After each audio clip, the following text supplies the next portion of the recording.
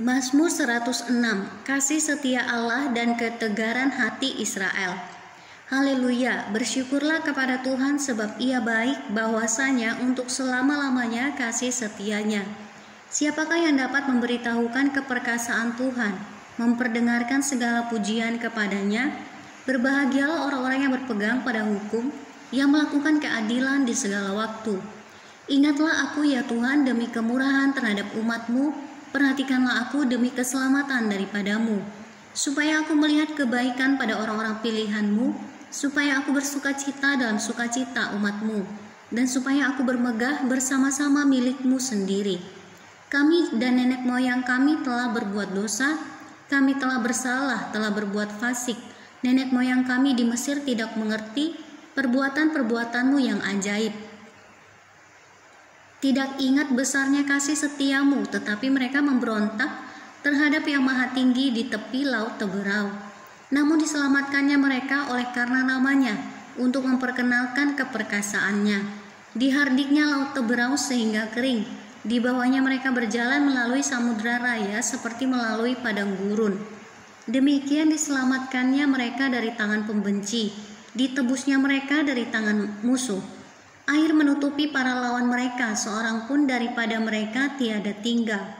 Ketika itu percayalah mereka kepada segala firman-Nya, mereka menyanyikan puji-pujian kepadanya.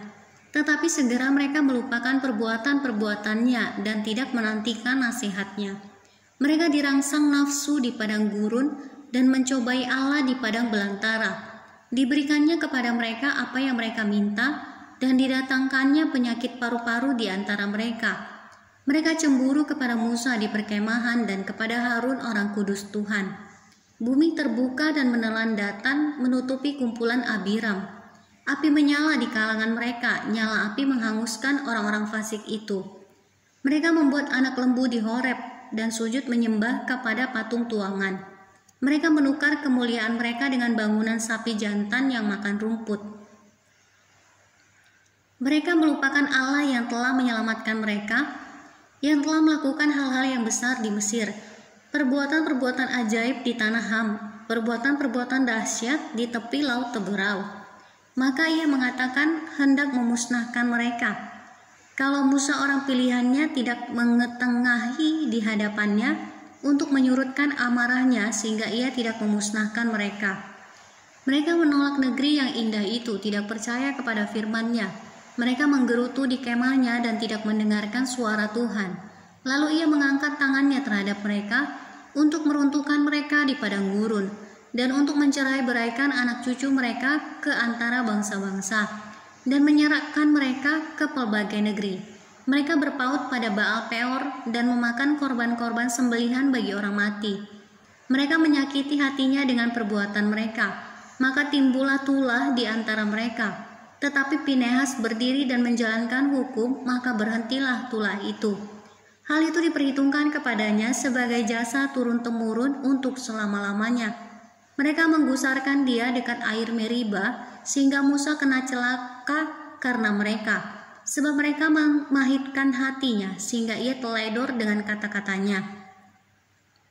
Mereka tidak memunahkan bangsa-bangsa, seperti yang diperintahkan Tuhan kepada mereka, tetapi mereka bercampur baur dengan bangsa-bangsa dan belajar cara-cara mereka bekerja.